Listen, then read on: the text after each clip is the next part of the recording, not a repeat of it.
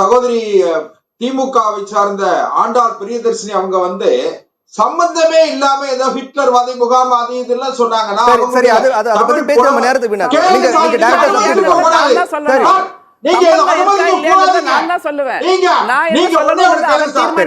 அனுமதிச்சுட்டு என்ன பேசும்போது எனக்கு பேசும்போது சார் சப்ஜெக்ட்டுக்குள்ள வந்தீங்க அப்படின்னா நம்ம அது மக்களுக்கு சொல்லக்கூடிய ஒரு வாய்ப்பு கிடைக்கும். அவங்கள வந்து நீங்க அனுமதிச்சிருக்க கூடாது. தமிழ்நாட்டுல வந்து சார் இவங்க என்ன சொல்றாங்கன்னா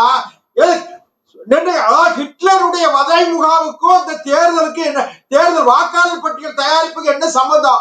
சும்மா சம்பந்தம் இல்லாம ஏதோ மேடைகள்ல பேசுற மாதிரி பேசுறதுக்கு இதுக்கு அதற்கான தேவையும் இப்ப இல்ல. உரிமைகள் கிடையாது, உரிமைகள் கிடையாது. அதாவது நான் ஒண்ணு கேளுங்க. 64 லட்சம் வாக்காளர்கள் பல்வேறு நிலைகளில் வெளியே போனவங்க, இறந்தவங்க, 2 இடத்துல வாக்குச்சீட்டு வைத்திருக்கிற வாக்காளர் அடையாள அட்டை வச்சிருக்கவங்க சொல்லியாச்சு. அதுக்கு பிறகு மறுபடியும் ஹிட்லருடைய வதை முகாம் உங்களுடைய முதலமைச்சர் சொல்லிவிட்டார். ஆதார் கொடுத்தது யாரு சார்? ஆதாருக்காகவும் ஓட்டர் ஐடிக்காகவும் எத்தனை கோடி செலவானது அரசு பணம்? 2019 மகாராஷ்டிரால சட்டமன்ற தேர்தல், 2019 சட்டமன்ற தேர்தல், 2024 சட்டமன்ற தேர்தல், இடைப்பட்ட காலத்துல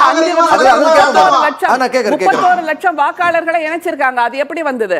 2024 நாடாளுமன்ற தேர்தல், சட்டமன்ற தேர்தல் 5 மாசத்துல 41 லட்சம் பேர் சேர்க்கப்பட்டிருக்கிறார்கள்.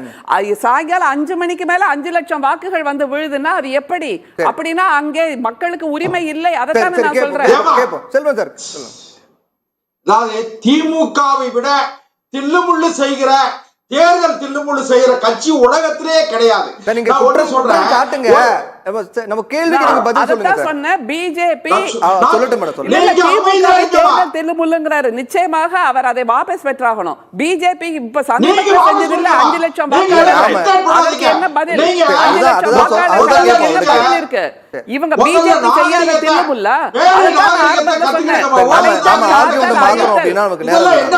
சப்ஜெக்ட்குள்ள வந்து இது நேரத்தை வீணாக்குறீங்க.